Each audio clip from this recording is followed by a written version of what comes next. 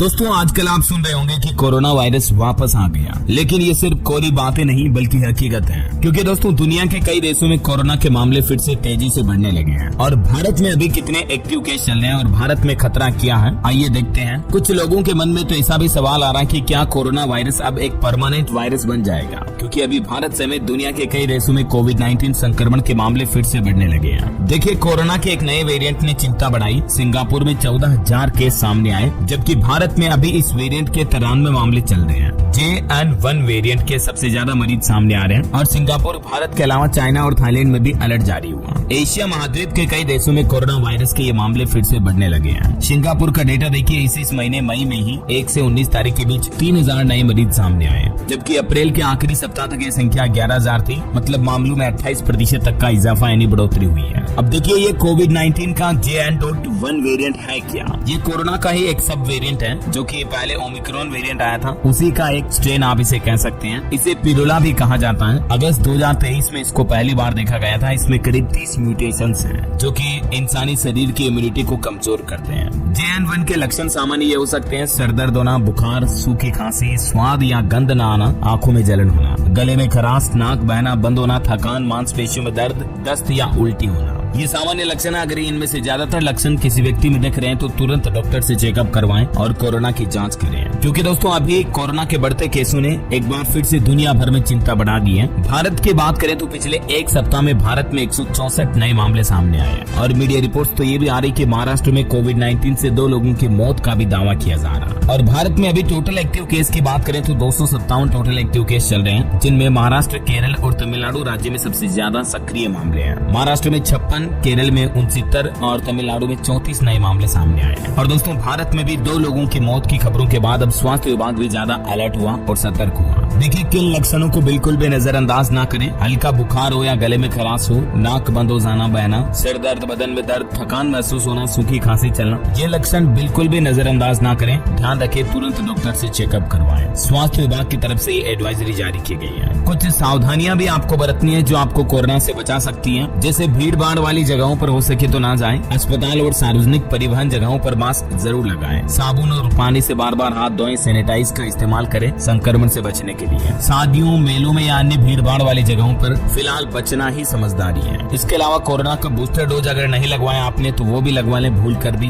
उसको ना भूलें। और खास करके जिन लोगों की उम्र 60 साल से ज्यादा है या पहले से आपको कोई बीमारी है, हार्ट की प्रॉब्लम है या ब्लड प्रेशर है, श्वसन संबंधित कोई बीमारी है, तो स्पेशली आपको ज्यादा सतर्क रहना चाहिए। और अपने इम्यून सिस्टम को मजबूत बनाए रखने के लिए अच्छी नींद लें, पौष्टिक आहार लें और डेली योगा को अपनी दिनचर्या में शामिल करें। मतलब योगा करें बाबा रामदेव वाला, समझ गए हो? तो ये तो कुछ बातें हो गई सावधानियों की। और एक बड़ी खबर देखिए, भारत में बिग बॉस फेम एक बॉलीवुड एक्ट्रेस शिल्पा शिरोडकर भी कोरोना पॉजिटिव हुई। उन्होंने खुद सोशल मीडिया पर अपना पोस्ट शेयर करते हुए बात की जानकारी दी और कहा कि अपना ख्याल रखें और मास्क जरूर पहने। ये बिग बॉस 18 में नजर आ चुकी हैं एक्ट्रेस शिल्पा शिरोडकर, जो कोरोना से संक्रमित हुई है। उन्होंने इंस्टाग्राम पोस्ट पर लिखा कि हेलो, मेरा कोरोना टेस्ट पॉजिटिव आया है, तो इनके संपर्क में रहने वाले लोग भी जरा सावधान रहें और मास्क का इस्तेमाल अवश्य करें, ठीक है।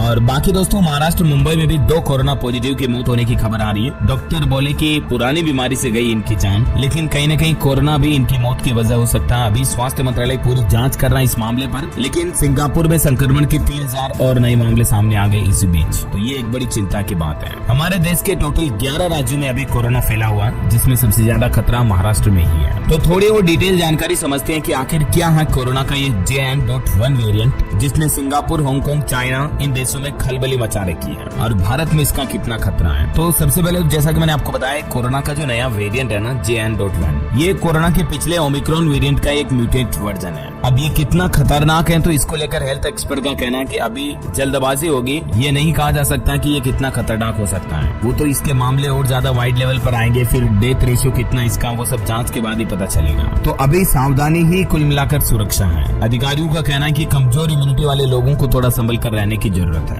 भारत के भी स्वास्थ्य मंत्रालय ने हाई लेवल मीटिंग की और राज्य सरकारों को कुछ सलाह भी दी गई। वैसे तो सरकार का कहना है कि कोरोना पर सरकार की पैनी नजर है, लेकिन फिर भी केंद्रीय स्वास्थ्य मंत्रालय ने ये स्पष्ट कर दिया कि सरकार पूरी तरह से सतर्क है और स्थिति पर बारीकी से नजर रखे हुए है। बावजूद इसके मंत्रालय ने सभी राज्यों और संबंधित एजेंसियों को अलर्ट रहने की चेतावनी दी है और किसी भी संभावित स्थिति से निपटने के लिए तैयार रहने के निर्देश भी दिए हैं। अस्पताल, मेडिकल हॉस्पिटल वगैरह इनको भी सतर्क रखा जाए ताकि अगर कोई इमरजेंसी आती है तो तुरंत पैनिक ना हो, लोगों में सभी व्यवस्थाएं प्रॉपर मिल सके। और जो मरीज संक्रमण के शिकार हैं किसी भी तरह के, खास करके श्वसन संबंधित संक्रमण की जिन मरीजों में प्रॉब्लम है उन पर नजर बनाए रखने के निर्देश भी जारी किए हैं स्वास्थ्य मंत्रालय ने। ठीक है, अभी दुनिया भर में कोरोना की स्थितियों का कुछ आंकड़ा देखिए आप। कोविड-19 के मामलों में 28% तक की बढ़ोतरी हुई इस महीने मई में। हांगकांग में एक साल में सबसे ज्यादा मौतें हुई, 31 मौतें हुई इस सप्ताह। सिंगापुर में अस्पताल में भर्ती होने वाले मरीजों की संख्या 30% तक बढ़ी। स्वास्थ्य विभाग की तैयारी है। हांगकांग, सिंगापुर दोनों शहरों की सरकारी स्थितियों पर नजर रखे हुए हैं और लोगों से टीकाकरण कराने और कोविड-19 के नियम जैसे कि मास्क पहनना, हाथ धोना और सैनिटाइज करना, क्वारंटीन होना, इनका पालन करने की भी अपील की है। सिंगापुर में सरकार ने, स्वास्थ्य मंत्रालय ने एक नया टीकाकरण अभियान भी शुरू किया है और लोगों से बूस्टर डोज लेने का अनुरोध भी किया है। तो वहीं हांगकांग में भी स्वास्थ्य प्राधिकरण ने लोगों से बार बार टेस्ट करवाने और पॉजिटिव होने पर क्वारंटीन होने का आग्रह किया है। ये दुनिया भर में कोरोना की स्थितियों को देखकर आप अंदाजा लगा सकते हैं कि चाइना, हांगकांग, सिंगापुर में भी हालात कितने गंभीर चल रहे हैं। और हैरानी की बात यह कि दोनों ही शहरों में JN.1 वेरिएंट ही अपना कहर बरपा रहा है। दोनों ही शहरों की घनी आबादी भी वायरस के तेजी से फैलने का प्रमुख कारण है और विशेषज्ञों का कहना है कि टीकाकरण या पिछले संक्रमण से मिली प्रतिरक्षा कमजोर होने की वजह से अब ये नई लहर आई है, समझ रहे हो। और एक राहत भरी खबर ये है दोस्तों कि दुनिया के कई देशों में बढ़ते कोरोना संक्रमण के बीच एक नई वैक्सीन को भी मंजूरी मिली है। FDA की तरफ से एक और नए कोरोना वैक्सीन को मंजूरी दी गई है। कुछ शर्तों के साथ इस वैक्सीन को लिया जा सकेगा, उपयोग किया जा सकेगा। 12 से 64 साल तक के लोगों के लिए वैक्सीन है।